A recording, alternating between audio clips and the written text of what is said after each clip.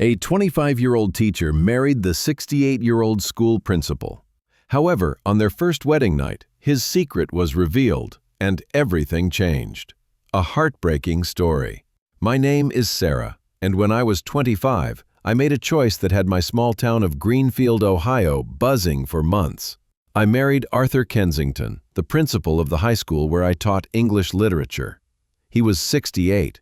The whispers were relentless, of course.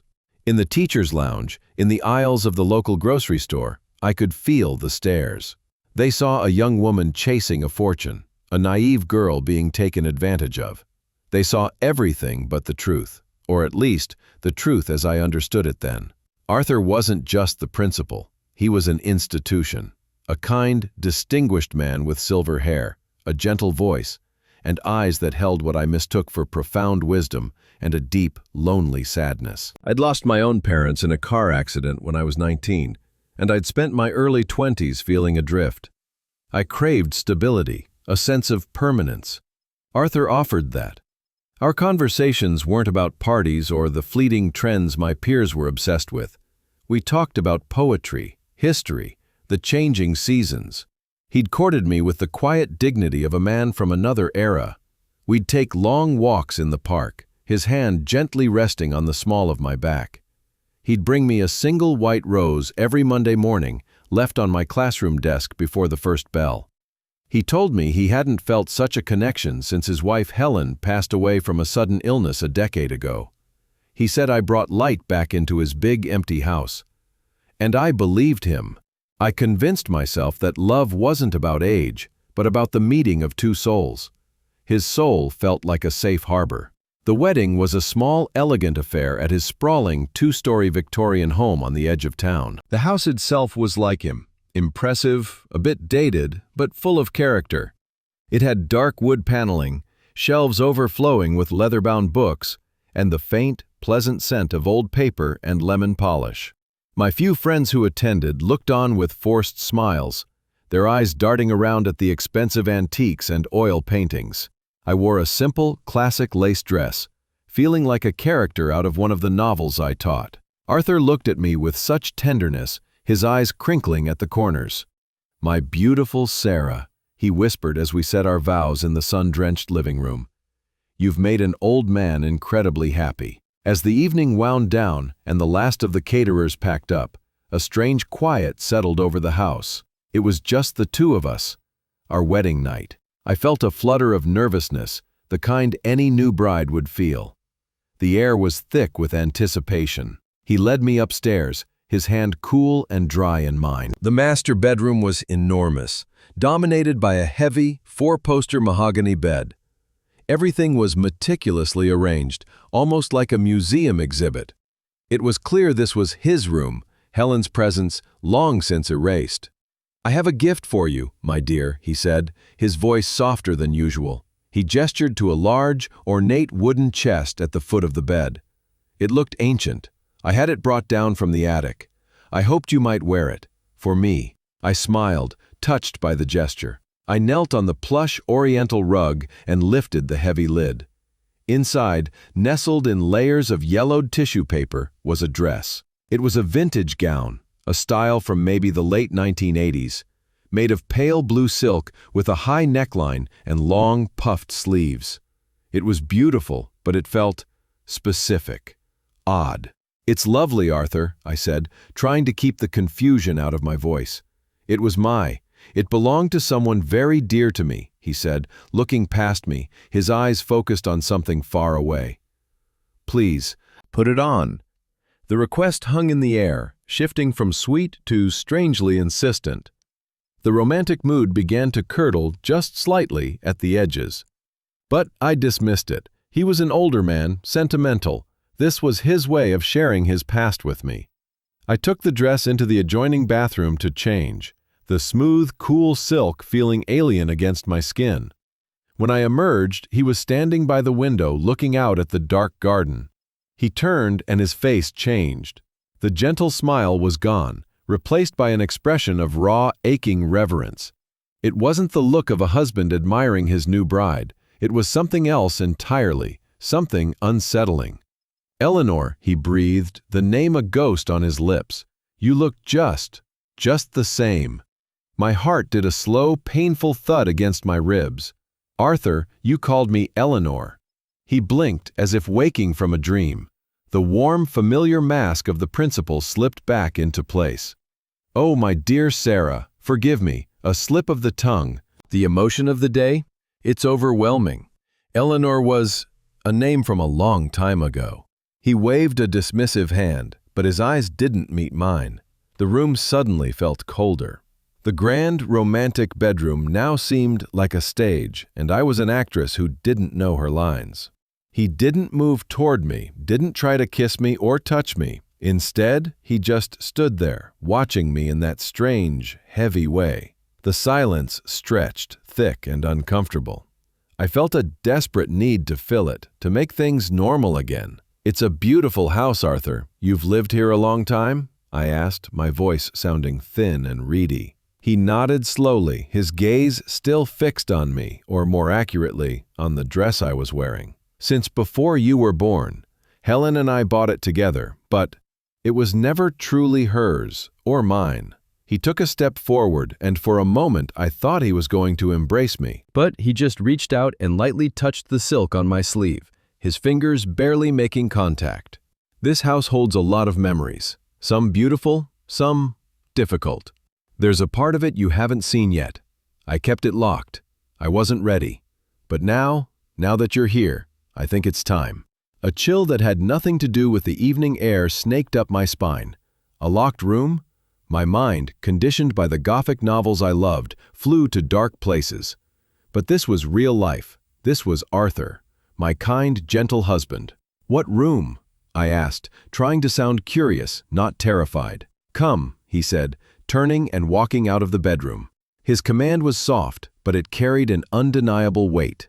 I followed him, the silky dress swishing around my ankles, my bare feet cold on the polished hardwood floors of the hallway. He didn't speak. The only sounds were our footsteps and the frantic pounding of my own heart. The house, which had seemed so welcoming just hours before, now felt like a labyrinth of secrets.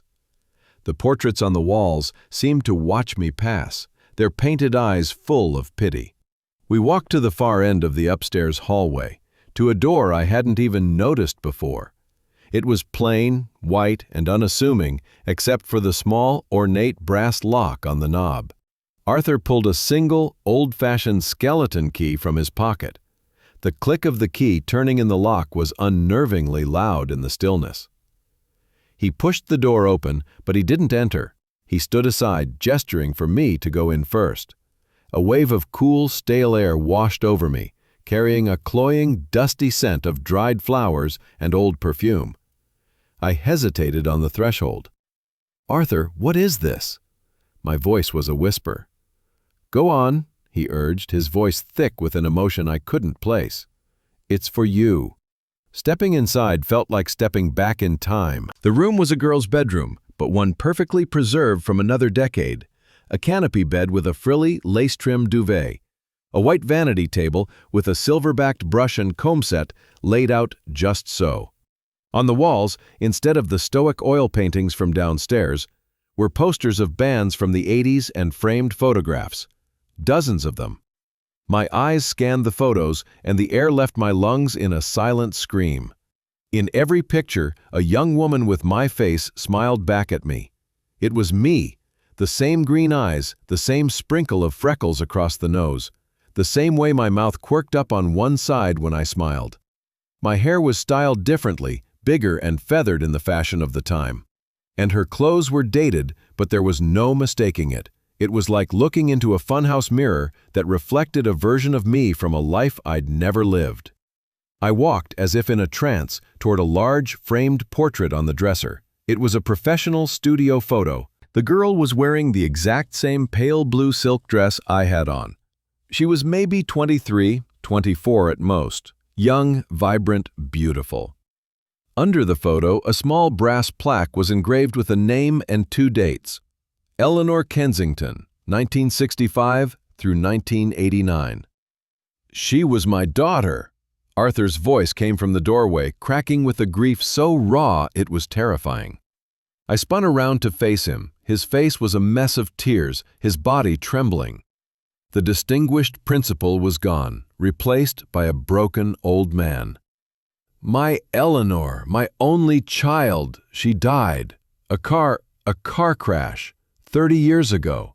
She was 24. He stumbled into the room, his eyes darting from me to the photos, back to me. I saw you that first day, in the school hallway, he choked out, and I thought I was seeing a ghost. It was her. It was my girl, come back to me. The same eyes, the same smile, you're her mirror image. The truth hit me like a physical blow, knocking the wind from my body and leaving me gasping. This wasn't about love. It wasn't about companionship or a meeting of souls. It was a pathological obsession. I wasn't his wife. I was a replacement, a living doll he'd brought into his daughter's memorial to complete the illusion. The walks, the roses, that was all for her, he continued, lost in his delusion. She loved white roses. I courted you just as I would have wanted a young man to court her. I wanted to give you the life she never had, a wedding, a home. He reached for me, his hands grasping at the silk of my dress. Now you're home, Eleanor. You're finally home. The horror was absolute. I recoiled from his touch, stumbling backward until my legs hit the bed. No, I gasped, my voice shaking uncontrollably. My name is Sarah. I am not your daughter. His face crumpled. The delusion shattered for a second, replaced by a terrifying, desperate anger. Don't say that. You are. You have to be. He was no longer a grieving father. He was a man unhinged, his mind clinging to a fantasy he'd spent decades building. I looked at the man I had married, and all I saw was a stranger, a captor. The room, this shrine, was my cage. I had to get out. With a surge of adrenaline, I pushed past him, my hands shoving against his chest, and I ran. I fled the room, down the long hallway, my bare feet slapping against the cold wood, the ghost of a dead girl clinging to me in the form of a silk dress. I didn't stop running until I was out the front door and on the cold, damp lawn, gasping for breath under the pale moonlight. I didn't have my phone, my purse, my keys. I had nothing but the clothes on my back, Eleanor's clothes. I ran down the long gravel driveway until I hit the pavement of the street, and I just kept going. A car eventually stopped, a kind-faced woman who saw me, a hysterical bride running down a dark country road, and drove me to the nearest cheap motel. The next day, after a sleepless night on a stiff mattress that smelled of disinfectant, I borrowed the front desk phone and called the one person I could think of, Judith, Arthur's sister-in-law, his late wife Helen's younger sister. She had always been polite but distant, her eyes holding a deep, impenetrable sadness. She listened to my whole, frantic story without interruption. When I finished, there was a long pause. "Meet me at the diner on Main Street in an hour," she said, her voice flat. When I saw her, her face was etched with a grim resignation. She slid a $20 bill across the table toward me. "For some breakfast," she said softly. "Sarah, what you discovered, it's even worse than you think." She told me that Arthur's obsession with his dead daughter had consumed him for 30 years. But the truly horrific part was that his wife Helen had lived with it. She hadn't died of a sudden illness. She had slowly wasted away from a broken heart, living as a caregiver to her husband's unending grief, a ghost in her own home. "He didn't marry Helen for love either," Judith said, stirring her coffee with a shaky hand. "He married her for her steady nursing income and her quiet nature. She knew about the room. She knew about his fantasy. He would buy things for Eleanor, talk to her photo. Helen just enabled it. She thought she could heal him. Instead, it destroyed her. We all saw it, the whole family. But he's a powerful man in this town. No one dared to cross him." It turned out the town's whispers weren't about me being a gold digger. They were whispers of pity, of concern, from people who knew Arthur wasn't just an eccentric old widower, but a man trapped in a tragic, terrifying delusion. I wasn't the first woman he had tried to fit into his broken fantasy. The annulment was swift and quiet. I never spoke to Arthur again. Through lawyers, I learned that the school board had launched an investigation after I confidentially reported the reason for our separation. Faced with a public scandal, he was forced into an immediate retirement. He sold the Grand Victorian house and disappeared, moving to another state, I heard. I never wanted to know where. I left Greenfield too. I couldn't teach at that school, couldn't walk down those streets without feeling the phantom touch of that silk dress, without seeing Eleanor's face in my own reflection. I moved to a city a few hundred miles away, found a teaching job in a large, anonymous urban school, and started over. For a long time, I was afraid of kindness from older men, flinching away from any hint of paternal affection. The memory of that night, of that dusty, lavender-scented room, was a scar on my soul. But time, as it does, began to heal the wound. I started to see my own face in the mirror again, not hers. I was Sarah, a survivor. I had walked through a nightmare and come out on the other side, reclaiming my own life, my own story, from the ghost of a girl I'd never met.